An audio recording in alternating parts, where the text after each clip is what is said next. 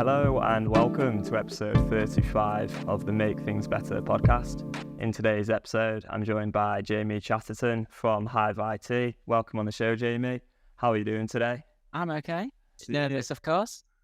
Well, I don't blame you. And it'll be interesting to talk to you today about quite a few things. So like your sort of journey into working at Hive IT, neurodiversity, and also VTubing as well. All sort of topics that I really don't know much about, so I'm very curious to hear a lot more about these topics. So what I want to start off by asking you then is, do you want to tell us a bit about yourself and sort of how you ended up at Hive IT and what your job is here at Hive IT? Okay. I can go really far back in the past and say I started developing when I was 8 years old on a Commodore 64 back in the 80s.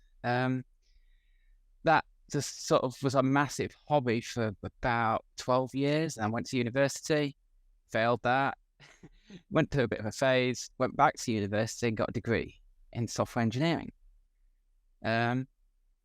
From there, I went to the employer that sponsored me halfway through the course, which I stayed at until about 2016, when I was talking to Johnny, the managing director. I was interested in a job there, and then I transferred over to Hive. It's been over 7 years. Yeah, and how have things been over the last 7 years at Hive? Oh, they've been great. There's a lots of variety of different types of software here. I mean, a lot of it is focused on web, but I've been given opportunities to work with other things like Unity. So I'm really enjoying that. Yeah, and I remember you did a fair bit of work on Unity with on that National Railway Museum project. Was it quite a few years back? Yeah, we did it was an AR project. It sort of stemmed to a visual novel kind of thing, if people know that term, where you play through a story visually, you get to choose choices and the characters react, that kind of thing. And that was done in Unity. That was one of the first big things that I felt that really introduced me to Unity properly. Yeah, and this model that you've built, that you can see on your screens now if you're watching this, have you built this in Unity as well? No, this uses a special piece of software that's designed to create these kind of models. The complexity of them would be a bit too slow for me to do. It'd take a couple of years to learn it all.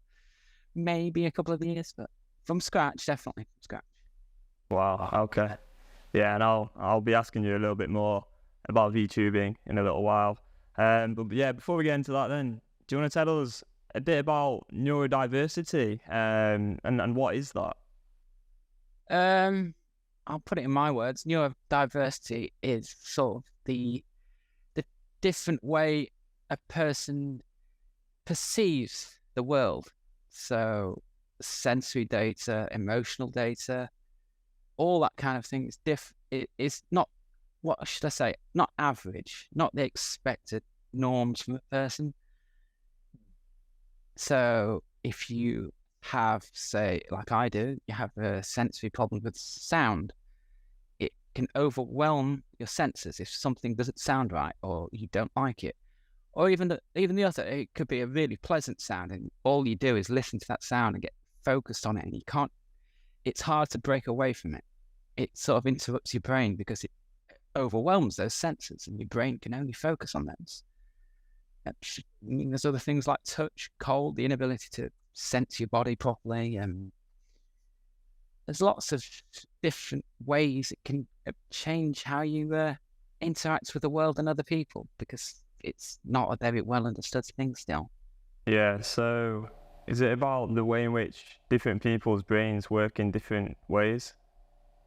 Yeah, it's almost like they're wired up differently. So I don't know why it's wired up that way, but like I say, I get overwhelmed by the sounds, I get overwhelmed by light, I get overwhelmed by touch. And because those things are happening all the time, if a sound starts and I'm in a bit of an anxious state, it will cause me to go into what is known as a meltdown, where I've just gone too far and I can't control myself. Everything's coming in at once. And it might look like I'm getting a bit, what's the word, angry. Yeah. Or angry might be the best word. I'm not angry at I'm not angry at a person. I'm angry at what's happening to me and the inability for me to control it. Yeah. Does that impact you much in terms of your job, like day to day?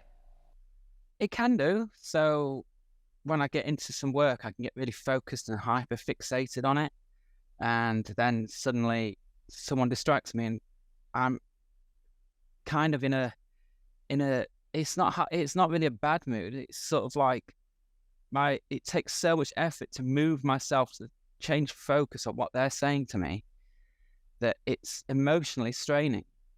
And because I've been so locked in on what I was doing, it's very easy for me to forget what I was doing. So it can cause problems there if I get distracted and I end up changing focus onto something else that I get hyper fixated on. And how do you go about dealing with that? Give a good example is we use Slack, and that used to constantly interrupt me. And every interruption was sort of like, oh, I must do this now. I must focus on that. And I just basically turn notifications off and only pay attention to it when I have a moment and think about it. Same with the phone, same with everything else. Everything that just gives notifications would distract me, and I couldn't do anything after that because I'd lost my chain of thought. Is there more things that companies could be doing to meet the needs of neurodivergent people? I think there's definitely something companies can do, and they need to do. A lot of companies need to do it. But I'm working for a company that actually helps so well that it's hard for me to tell you exactly what another company would need to do. Best example I can give is from the previous company was I was sat in an office with a light above my head that made a noise, and it caused me to not be able to concentrate. Now, we had tried to get HR and everyone to change the bulb, fix the bulb, but they said, no, we can't do it because it affects the whole office. So I was stuck in a position where I wasn't able to concentrate properly. And little things like that, just helping a neurodiverse person with their surroundings, listening to them if they're having problems and overwhelming themselves, accepting that it's going to happen, things like that. Really, it's for understanding that someone is maybe a little bit different to an extreme sometimes. Yeah, and how did it make you feel at the old employer then when they didn't change the light despite it distracting you quite severely? It depressed me, to be honest. I didn't get angry, and it's depressing that I'm stuck there and they wouldn't do anything to fix the problem. Yeah. And then here at Hive, how have you found, as a company, we've sort of been able to meet the needs of neurodivergent people? And is there anything that Hive could do better? From my perspective, they've done a lot. They've sort of, when I needed a better office space in the office, they helped me sort that out. When I needed to be out of the way, they helped me sort that out. When I have problems and I just can't work, they help me out there. It's hard to say they've done it, that Hive has done anything bad, because they've been very supportive. And how do you think companies then can sort of help people who do have certain needs? Do you think it's a case of just like listening to people more? Listen. A lot of the time, because it's a neurological, it's a mental health disorder, people ignore it. They think use the old adage, it's all in their head, so they can control it. They can stop. It's not something where I can control. It's physically debilitating when it goes bad, and because of society not really seeing that kind of thing as a problem, it just gets ignored and overlooked. It's a bit upsetting, to be honest. Yeah. And moving on then to the topic of sort of VTubing, so I suppose that's kind of in line with a lot of this stuff. And obviously you've created this really amazing 3D avatar as well. Do you want to tell us, first of all, what is VTubing? Because this isn't a term that I was actually aware of before we had a conversation. You know what YouTubing is. You go online, you make videos, you record yourself playing games, anything really, but it's the virtual version of that where you use a virtual representation. And here I'm using a 3D model, but other people use just images of themselves talking. It might change when they talk. That's virtual YouTubing, essentially. That's what it stands for. Just doing the job, using a virtual representation of yourself instead of yourself. When did you first get into VTubing? Maybe about 2 years ago now. I can't say I'm big at it at all. Problems stopped me from doing it. The autism, the neurodiversity again, stops me being able to do it because it just causes this kind of issue. But yes, about 2 years ago, I started. I created a model, different model, obviously.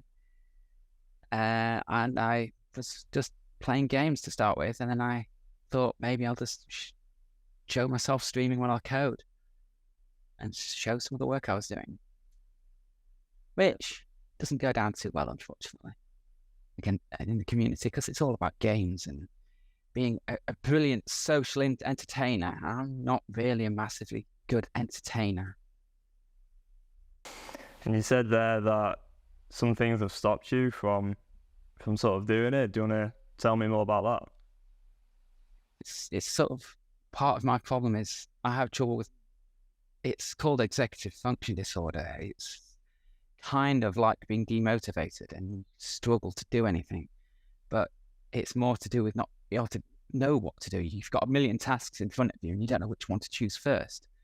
So you just get overwhelmed, procrastinate over which one you're going to do, and get stuck in a cycle of not being able to do it, and not liking yourself for not being able to do it, and it just gets worse and worse, and it can end up with massive depression and things like that. But that kind of what stops me doing it all the time when I really, really want to.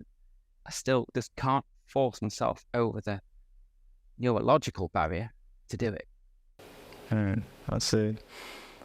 And are there many people who you have spoken about this with, like on online communities? Perhaps is there others out there, do you think, who are sort of experiencing similar difficulties sometimes? Oh yeah, I interact with the autistic community a lot, and there's a lot of people with similar problems, just not being able to do things. It straddles to ADHD as well, to be honest. There's a lot of overlap between the two. Yeah. And I think I just suffer from a lot of both of them. Yeah, sure.